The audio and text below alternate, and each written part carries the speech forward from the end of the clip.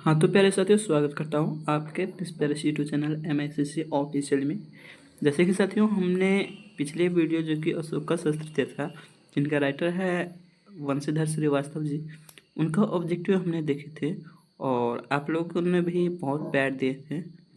तो आज जो है उसी से आगे जो है, मतलब उस चैप्टर से आगे जो है, ईर्ष्या तू न गई मेरे मन से, ये जो है आपका 10th चैप्टर है।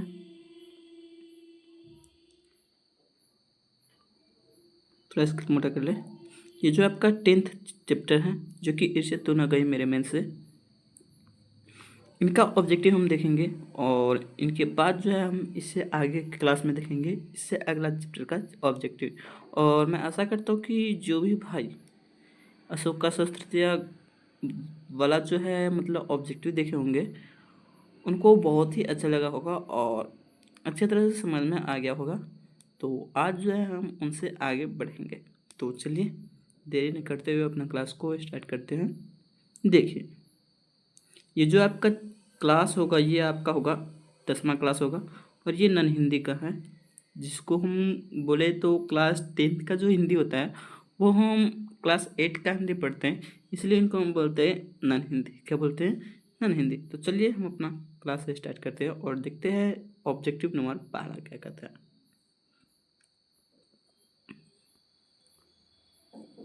एक मिनट थोड़ा जूम कर ले। देखिए क्या कहता है। क्या कहता है?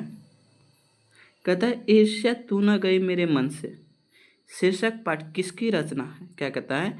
ईर्ष्या तू न गई मेरे मन से, शीर्षक जो है इनका रचनाकार कौन है? पंत जी है, रामधारी सिंह दिनकर जी है, या फिर प्रेमचंद्र है? अगला ऑप्शन देखते हैं क्या कहता है हमारा, या फिर अरुण कमल है। क्या कहता है? अरुण कमल है। तो मैं बता दूं कि इनका जो राइटर है ईर्ष्या तू न गई मेरे मन से, इनका जो राइटर है वो आपको हो जाएगा रामधारी सिंह दिनकर, यानी कि आपका राइट आंसर जो हो जाएगा वो आपको ख हो जाएगा, यानी कि रामधारी सिंह दिनकर। अगला क्वेश्चन देखते हैं क्या कहता है। देखिए अगला क्वेश्चन क्या कहता है। कहता है ईर्ष्या का संबंध होता है, ईर्ष्या का संबंध होता है। बहु ईर्ष्या का संबंध किससे होता है? देखिए, समानता से होता है, या अधीनता से होता है, विफलता से होता है, या फिर अपने प्रति द्वित्व से होता है। तो जो आपके करीबी होंगे, एक बात याद रखिएगा, एक बात हमेशा देखिएगा कि ईर्ष्या उन्हीं आदमी से होगा जो आपके करीब होगा, यानी कि जो करीब होता है उन्हीं को बोलते हैं प्रतिद्वितीय। क्या बोलते हैं? प्रतिद्वितीय। तो उनसे ही क्या होता है? ईर्ष्या होता है। तो कहता है कि ईर्ष्या का संबंध होता है, यानी कि किनसे होता है ईर्ष्या का संबंध? तो अपने प्रति द्वितीय से होता है। तो राइट आंसर हो जाएगा आपका घ, यानी कि अपने प्रति द्वितीयों से। ठीक, अगला क्वेश्चन देखते हैं क्या कहता है। देखिए अगला क्वेश्चन हमारा कहता है, देखिए क्या कहता है। कहता है कि ईर्ष्या तू न गई मेरे मन से, शीर्षक पाठ के गद कि कौन सी विधा, यानी कि कहता है कि ईर्ष्या तू न गई मेरे मन से, ये जो पाठ है इनका विधा क्या है?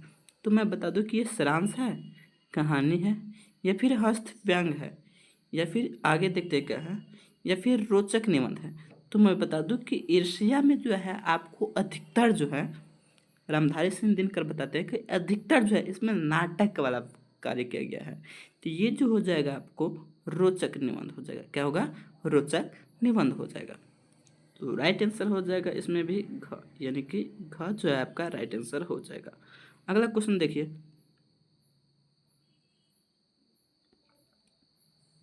क्या कहता है। ईर्ष्या को क्या कहा गया है? कहने का मतलब यह है कि ईर्ष्या जो है उनको क्या कहा गया है? प्रतिष्ठा कहा गया, या फिर अभिशाप कहा गया, प्रशंसा कहा गया, या फिर अनोखा वरदान कहा गया? तो मैं बता दूं कि ईर्ष्या जो है इनको एक प्रकार का वरदान हो गया। जिनको देखिएगा, जिनको ईर्ष्या हो जाता है किसी से, मान लीजिए हमसे या फिर कोई और आदमी हो गया, उनको मान लीजिए हमसे, और जो हमारा वीडियो नहीं देखने वाला रहेगा, मान लीजिए हम अभी वीडियो दिखाते हैं डालते हैं यूट्यूब पर, आप लोग अच्छा खासा प्यार देते हैं, अब मान लीजिए किसी को पसंद नहीं आया, तो उनको तो थोड़ा बहुत जो है हमसे ईर्ष्या होगा। तो बोलता है कि ईर्ष्या जो हो जाता है उनको हम क्या बोलते हैं? तो ईर्ष्या को बोलते हैं अनोखा वरदान। वो हमेशा जब भी हम वीडियो डालेंगे तो वो भाई चाहे बहन हो, वो हमेशा हमसे जलेगा। तो इसको बोलते हैं अनोखा वरदान, यानी कि घ जो है आपका राइट आंसर हो जाएगा। अगला क्वेश्चन देखते हैं क्या कहता है। देखिए अगला क्वेश्चन क्या कहता है। अगला क्वेश्चन कहता है कि ईर्ष्या से बचने का उपाय क्या है। यानी कि कहता है कि ईर्ष्या से हम कैसे बचेंगे, इनका उपाय क्या है। अब मान लीजिए जो हमसे ईर्ष्या करते हैं उनसे हम घृणा कर लेंगे, नहीं भाई ये हम नहीं करेंगे।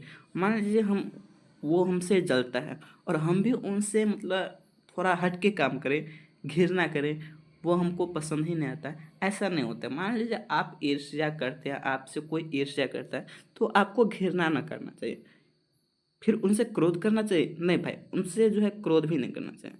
मानसिक अनुशासन करना चाहिए, हाँ। उनको जो है मान लीजिए आपसे ईर्ष्या करता है, वो आपको बोलता है कि नहीं भाई ये तुमसे नहीं होगा, तो आपको वो काम करके दिखाना है। आप जब कर देते हैं वो काम, तो जो है वो आपसे जो ईर्ष्या करता है वो आपसे ईर्ष्या करना छोड़ देगा। तो ईर्ष्या से बचने का उपाय यही है एक, यानी कि मानसिक अनुशासन करना। क्या, मानसिक अनुशासन करना। तो राइट आंसर जो हो जाएगा आपका ग हो जाएगा, यानी कि मानसिक अनुशासन। अगला क्वेश्चन देखते हैं क्या कहता है।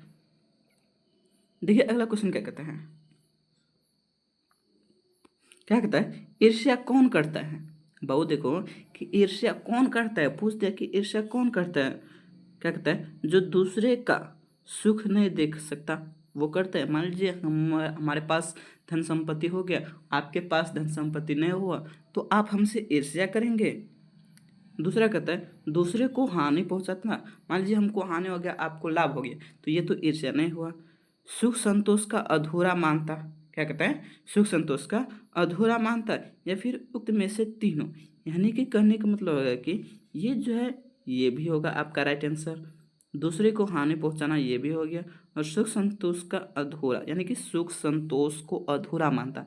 मान लीजिए आपके पास कितना भी संपत्ति, जो एक बात हमेशा याद रखिएगा बाबू, जिनके पास जो है ईर्ष्या आ गया, उनके पास कितना भी धन संपत्ति क्यों ना आ जाए, वो आपसे ईर्ष्या करेगा ही। तो ये भी आपका राइट आंसर हो जाएगा, ये भी हो जाएगा और ये भी हो जाएगा। तो राइट आंसर क्या हो जाएगा, घ, यानी कि उक्त में से सभी, यानी कि तीनों। राइट आंसर क्या हो जाएगा, घ।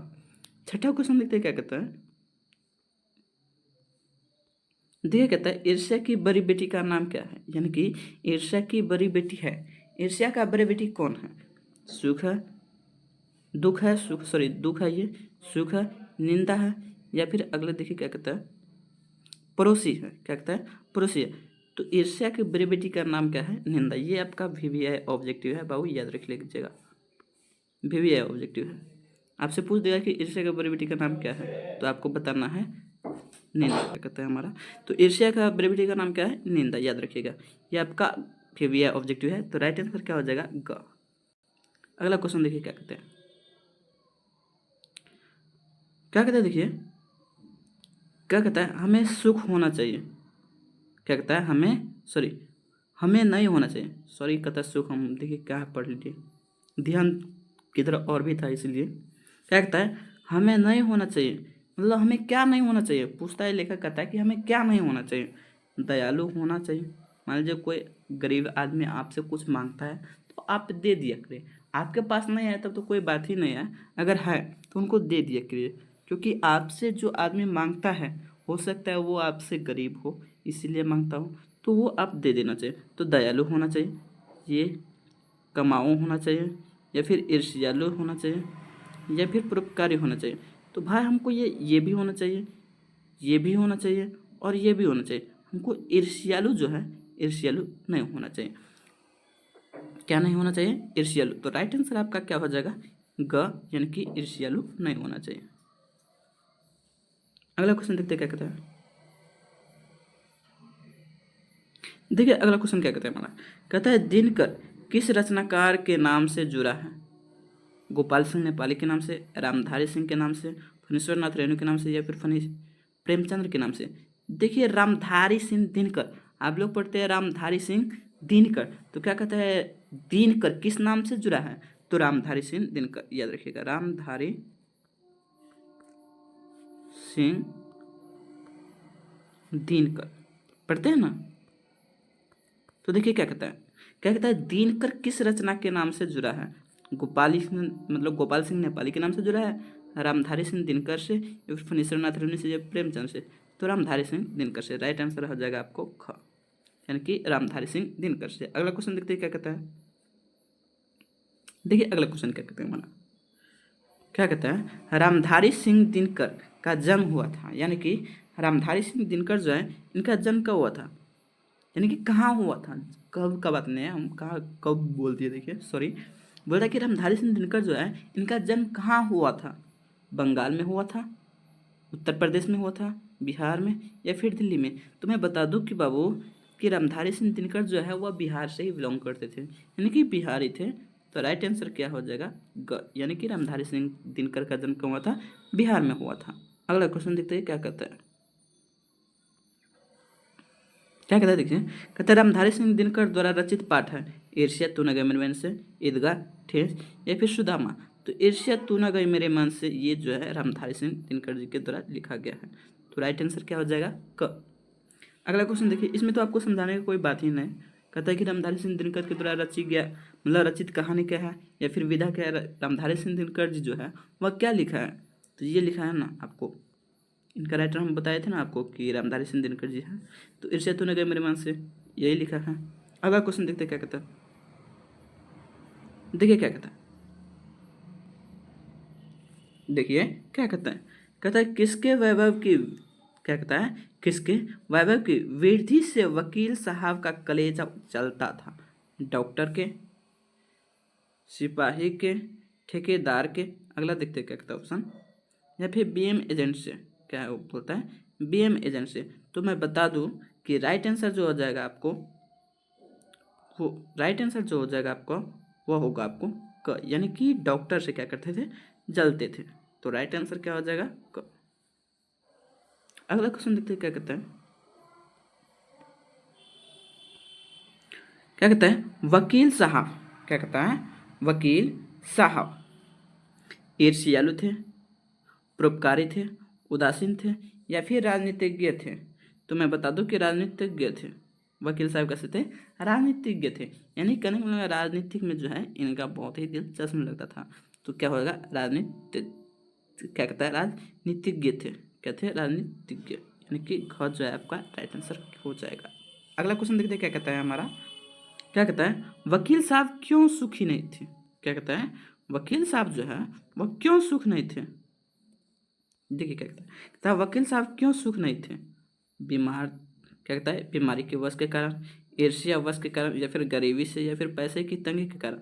तो बताए ना बाबू कि जिनके पास जो है ईर्ष्या हो जाता है वो आदमी कभी भी नहीं खुश रहता है, भले उनके घर में कितना भी संपत्ति क्यों ना आ जाए फिर भी वो कैसे रहता है, वैसे ही ईर्ष्या करते रहता है, वो कभी भी खुश नहीं रहता है। उनको ऐसा लगता है कि भाई हमको दुनिया का कितना भी संपत्ति ला के दे दे फिर भी हमको कम पड़ जाता है। तो राइट आंसर क्या हो जाएगा, ईर्ष्या के वश में, किसके, ईर्ष्या के वश में। क्या कहता है, वकील साहब क्यों सुखी नहीं थे, क्योंकि उनके दिल में, उनके मन में ईर्ष्या जगह ले लिया था, तो इन्हीं के कारण जो है वह सुख नहीं थे। तो राइट आंसर हो जाएगा ख। अगला क्वेश्चन देखते हैं क्या कहते हैं, क्या कहता है, चिंता को लोग क्या कहते हैं, प्रेम कहते हैं, मृत्यु कहते हैं, निंदा कहते हैं या फिर वकील चिंता को क्या कहते हैं, एक मिनट देखते हैं क्या कहते हैं, क्या कहता है, चिंता को लोग क्या कहते हैं, अच्छा से हम पढ़ नहीं पा रहे थे, देखते कहते हैं चिंता को लोग क्या कहते थे, प्रेम कहते हैं, मृत्यु कहते हैं, निंदा कहते हैं या फिर चिंता कहते हैं। तो चिंता, यहाँ पे देखिए चिंता ऐसे लिखा हुआ है, चिंता, इसको जो है लोग क्या कहते हैं, तो इनको जो है बाबू एक के को है जवाब चिता, क्या कहते हैं, चिता, याद रखिएगा। राइट आंसर हो जाएगा घ, यानी कि चिता कहते हैं। अगला क्वेश्चन देखते हैं क्या कहते हैं, क्या कहता है, मूल पुरुष से रामधारी सिंह दिनकर है उपन्यासकार, कहानीकार। क्या कहता है कि मूल पुरुष से रामधारी सिंह दिनकर, क्या कहता है, मूल पुरुष से रामधारी सिंह दिनकर है क्या उपन्यासकार, कहानीकार, निंदाकार या फिर कवि। क्या कहता है, या फिर कवि। तो ये जो है मूल पुरुष करेंगे ये अधिकतर क्या लिखते हैं, तो ये जो है अधिकतर कविता लिखते हैं। तो कविता लिखते हैं तो आप लोग को पता ही होगा, जो कविता लिखते हैं इनको बोलते हैं कवि। तो राइट आंसर क्या हो जाएगा घ। यानी कि काफ़ी। अगला क्वेश्चन देखिए क्या कहता है। देखिए क्या कहता है यार ये बाजार की मक्खियाँ जो आकर हमारे चारों ओर विभिन्नता क्या कहता है विभिन्नता करती है, यह पंक्ति कहाँ से ली गई है। मृत्युतंग से क्या कहता है म्यूत तक से क्या कहता है म्यूत से तुम की लोलनी नत से या फिर कार्ल मार्क्स की। तो क्या कहता है माओ से तुम की कहाँ है माओ से तुम की है क्या है माओ से तुम की। तो राइट आंसर हो जाएगा क। ये इस चैप्टर से नहीं लिया गया, अगर लिया होगा तो लास्ट में लिया होगा, समझे। अगला देखिए क्या कहता है क्वेश्चन। क्या कहता है लेखक के अनुसार निंदा की माँ कौन है। ईर्ष्या।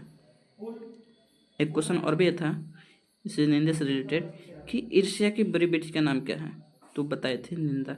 तो वही कहता है कि लेखक के अनुसार निंदा की माँ कौन है, तो ईर्ष्या हो जाएगा यानी कि क। अगला क्वेश्चन देखते हैं क्या कहता है हमारा।